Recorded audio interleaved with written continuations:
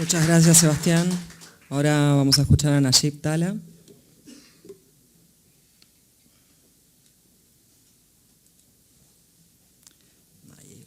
Nayef. ¿Tenés, si querés, micrófono? ¿Tenés puntero? Sí, está bien. ¿Estás bien? ¿Estás bien acá? Sí, está bien. No, está bien. Buenos días. Sí, buenos días aún. Sí, todo bien.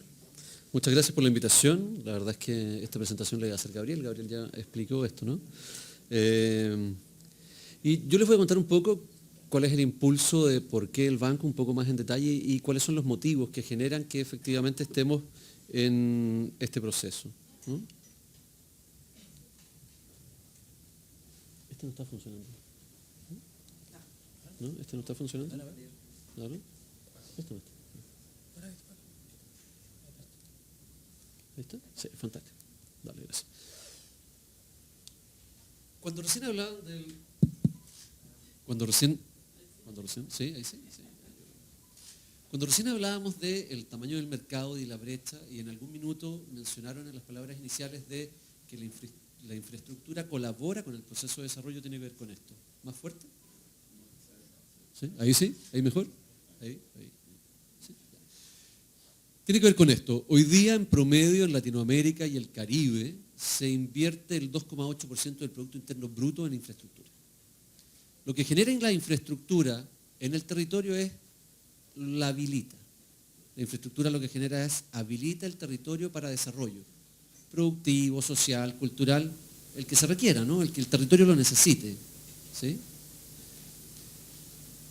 Los análisis que hace el Banco, CEPAL, el Foro Económico Mundial, respecto de la brecha o delta que tenemos de infraestructura en Latinoamérica y el Caribe para alcanzar los objetivos, los 19 objetivos de desarrollo sostenible, es que deberíamos doblar nuestra inversión en infraestructura para poder hacer que el territorio esté habilitado o capacitado para poder ser sostenible en el desarrollo que necesitan los países, ¿sí? Con foco en las personas, calidad de vida, ¿sí? Pero también desarrollo productivo, porque es parte de lo que facilita el que tengamos una buena calidad de vida, ¿no? El problema de esto es que, ustedes me corrigen si me equivoco, pero la verdad es que yo no conozco país en el mundo, no sé, tal vez los Emiratos, ¿no? Los Emiratos Árabes, ¿no? Que sean capaces de decir, sí, no, de aquí, del presupuesto del 2020, vamos a doblar la inversión en infraestructura. Porque tenemos múltiples necesidades. Entonces, no podemos solo pensar en que vamos a aumentar la inversión que hacemos en infraestructura. Tenemos que buscar cuáles son las otras soluciones posibles para este proceso. Y allí, básicamente, cuando uno mira el sector construcción, también dice en cuál es el impacto que genera el sector construcción en el desarrollo de los países. En promedio es el 6% de la generación del Producto Interno Bruto, ¿sí? Argentina es el 3,9%, Chile es el 6,6%, pero hay países que son cercanos al 9%, ¿sí? Entonces, esto no es igual en todos los países, pero sí genera 20 millones de empleos, ¿sí? Entonces el tema está en cómo podemos ocupar otras oportunidades para poder dar ese salto de mejorar ese proceso de inversión que requerimos en infraestructura, ¿sí? Este es un gráfico que compara la productividad media de los trabajadores en el sector construcción en distintas partes del mundo. La línea segmentada es la productividad media que tienen los trabajadores del sector construcción en Estados Unidos, ¿sí? Lo que quiere decir es que Latinoamérica, este gráfico básicamente se resume en que Latinoamérica requiere entre 3 a 4 trabajadores para hacer lo que hace uno en Estados Unidos, ¿sí? Entonces allí tenemos una oportunidad. Y junto con ello, lo mencionaba Gabriel, la transformación digital o la digitalización del sector construcción es en la que está más rezagada, ¿sí? O sea, los otros sectores han logrado mejoras de productividad, han logrado cambios en cómo ellos desarrollan mercado producto de la digitalización y de la transformación digital, ¿sí? Pero además esto se une a que tenemos un problema en el sector construcción. Tenemos alta variabilidad, por lo general gastamos mucho más de lo que estimamos gastar, los proyectos se terminan más tarde, el secretario lo decía, o sea, un mes de entregar tarde una escuela es un problema. Es un problema para el chico que va a la escuela o la chica que va a la escuela, pero también es un problema para la familia, es un problema para los profesores, para la comunidad de entorno, es un problema para el Estado porque además, si es que ese chico no va a la escuela o tengo que tener otro local arrendado para que vaya a la escuela, es un lío, es un gran problema. Solo como ejemplo, nosotros en Chile hicimos un estudio de los últimos 15 años de desarrollo de infraestructura en el Ministerio de Obras Públicas y en promedio el Ministerio de Obras Públicas de Chile entrega un 30% más tarde su infraestructura. El 96% de sus contratos los modifica. O sea, esto es algo que nos pasa en todos los lugares. Conocen el caso del aeropuerto de Alemania, ¿no? De Berlín. Bueno, si no, búsquenlo. Es un aeropuerto que aún está en construcción y que se inició su planificación el 92. Y gastaba más del doble de los recursos. ¿Sí? Y lo otro que no hay que dejar de mirar es qué es lo que pasa acá, en este sector. ¿Sí?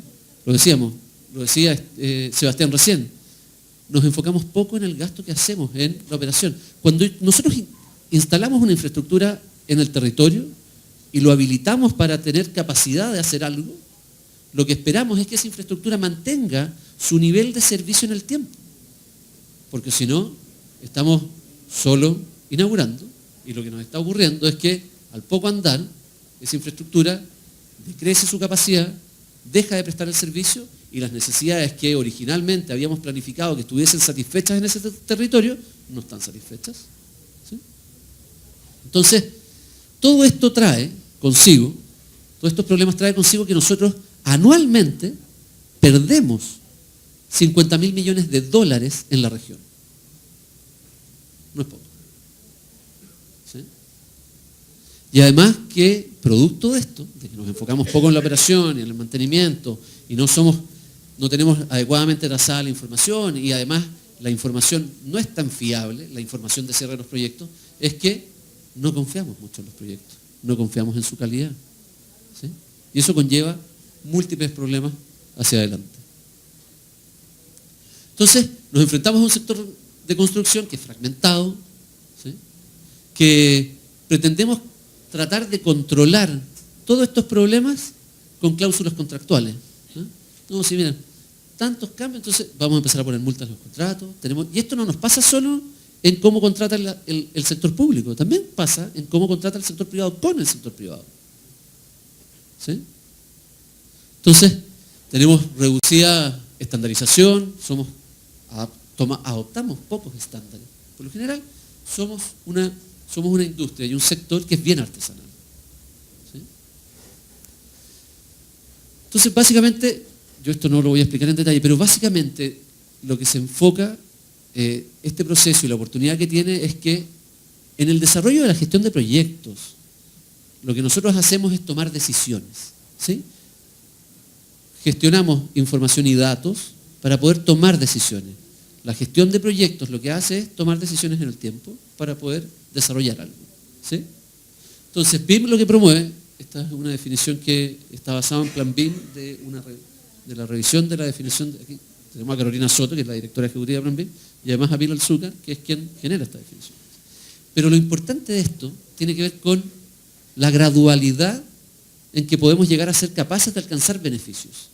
Tenemos que ir desarrollando pruebas con el objeto de poder además crecer, o sea, madurar, ¿sí? Tener práctica instalada.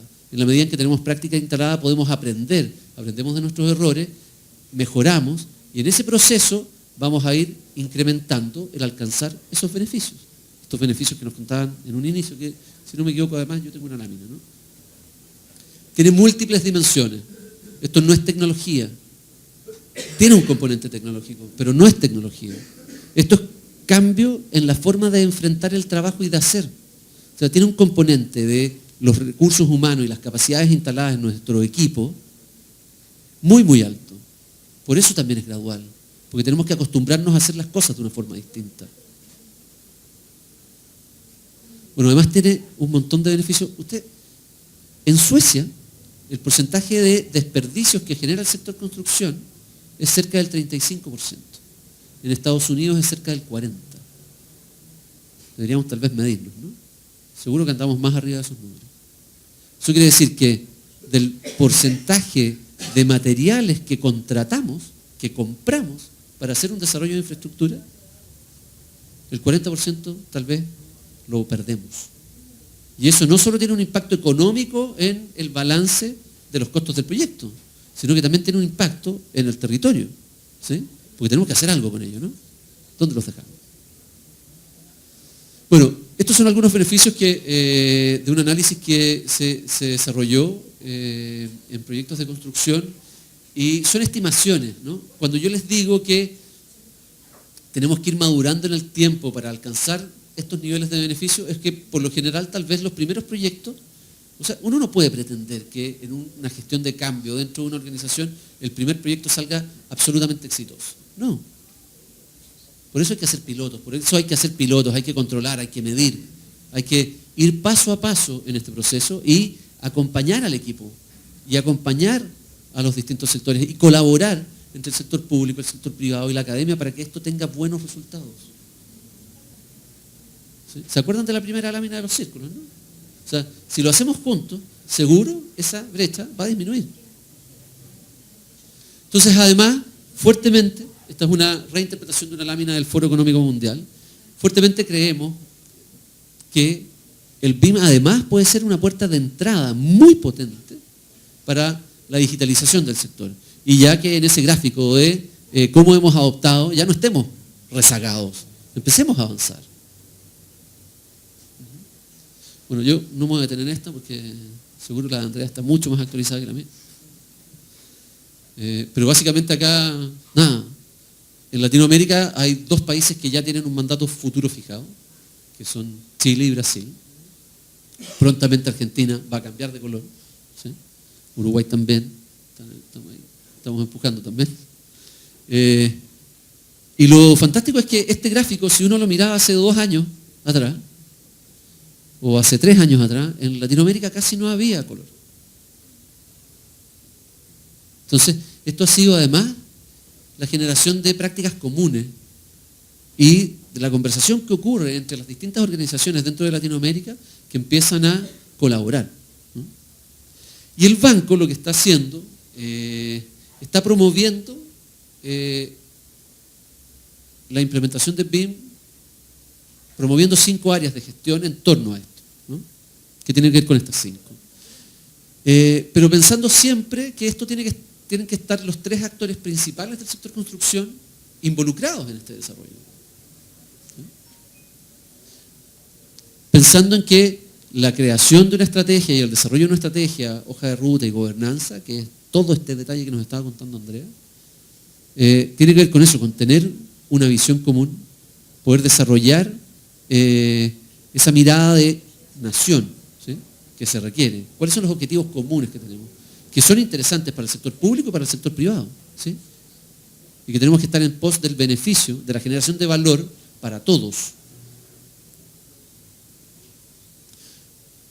Entonces, estas estructuras de comités organizados con el objeto de compartir es algo que el banco está tratando de promover, ¿sí?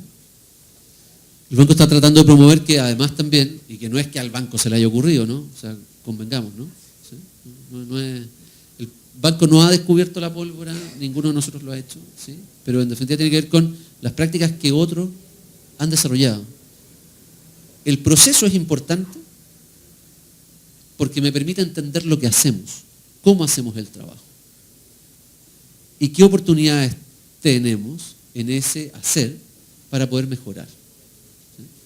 Por eso hay que arrancar. Lo primero que uno tiene que pensar en hacer es entender qué es lo que hacemos, cómo lo desarrollamos, para poder ver las oportunidades de mejora en ese espacio. La tecnología habilita, no es el principal foco. El principal foco tiene que ver con los equipos y el cómo hacemos el trabajo. ¿Sí?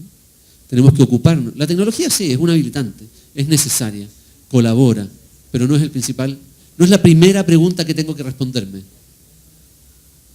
¿Sí?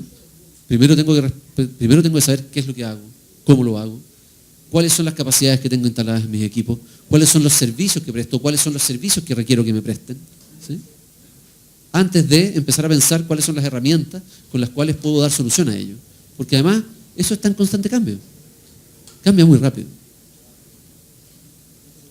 Estandarizar es clave, porque en definitiva nos permite generar marcos comunes de trabajo. Yo no voy a entrar a esto porque seguro Carolina va a tocar ese tema, entonces prefiero no abordarlo. Y esto es clave, que es algo que decía Gabriel, ¿no? La transformación digital ayuda a transformar las formas en las cuales producimos y genera mejores oportunidades. Entonces los espacios de desarrollo de innovación, extensión, investigación que puedan generarse en torno al sector construcción también son muy importantes. Porque allí pueden empezar a surgir nuevas oportunidades, cosas que no habíamos visto, ¿sí? Bueno, ya lo mencionó Gabriel, lo mencionó Andrea, básicamente tiene que ver con cómo algunos espacios de apoyo que está generando el banco tiene que ver con esto, ¿no? Con generar demostración, con poder promover la red, con hacer que colaborar con los países para que puedan ir un poco más rápido, ¿sí? Y que efectivamente tratar de generar y promover una plataforma de práctica abierta y que entre los distintos países puedan generar colaboración. Si es que se puede facilitar eso, es fantástico, ¿no? Se ha ido apoyando a distintos países respecto de elaboraciones de planes o elaboraciones de estrategia o desarrollo de hojas de ruta, definición de objetivos comunes, apoyando la generación de capacidades y adopción de tecnología. Hay instrumentos para ello, tratar de alinear los instrumentos que existen en los países para que eso pueda surgir con mayor fuerza. Y en proceso de pilotaje, porque creemos fuertemente que en la medida en que vayamos generando datos y muestra de que efectivamente esto da buenos resultados, aquellos que a Sebastián al principio le decían que iban a esperar, se van a empezar a dar cuenta de que están llegando tarde, ¿no? Y que van a empezar a sumarse más rápido. Bueno, lo de la red, básicamente el banco ha estado colaborando con este proceso. Hay un instrumento público del banco de generación de inversión que le permite a la red tomar las decisiones hacia dónde quiere avanzar en estos esfuerzos comunes, ¿sí? Y este proyecto que postularon los gobiernos al banco fue seleccionado dentro de un universo de cerca de 130 proyectos a ser financiado, ¿sí? Entonces tiene un horizonte de financiamiento de 3 años, en los cuales ahora vamos a tener que poner y colaborar en ese proceso de poder arrancar pronto, ¿no? Porque todos quieren arrancar pronto. Esto es urgente, estamos atrasados, ¿sí? Y bueno, los efectos de demostración ya se los contaba. O sea, hay algunos proyectos en los cuales se están generando información. El objetivo de esto también es poder compartir esta información entre los distintos países con el objeto de poder transferir las buenas prácticas, pero además también no solo transferir las buenas prácticas, sino que también transferir las lecciones aprendidas. O sea, ya lo decía, ningún proyecto piloto, por muy laboratorio que lo estemos desarrollando, va a tener problemas. Entonces, el objetivo de eso también es poder generar aprendizaje de esos problemas. Y como lecciones aprendidas de este proceso, básicamente el foco principal tiene que ver con la coordinación y la colaboración, ¿sí? Si no tenemos siempre eso en mente, es difícil que podamos avanzar más rápido, ¿sí? Y el banco lo que quiere hacer es promover esa ayuda y colaborar con ese proceso. Así que yo, la verdad es que me siento feliz de poder estar acá hoy día. Encuentro que el trabajo que ha desarrollado el equipo es tremendo. Nosotros ayer veíamos los documentos en una reunión junto con Pilar y, o sea, ¿en qué momento hicieron todo esto? Fue así como que surgió. Fue increíble. Así que yo los felicito mucho y les agradezco la oportunidad de estar acá y los insto a que trabajen colaborativamente en conjunto en pos de este desarrollo. Esto a quienes les va a traer beneficios es a toda Argentina, ¿sí? Muchas gracias.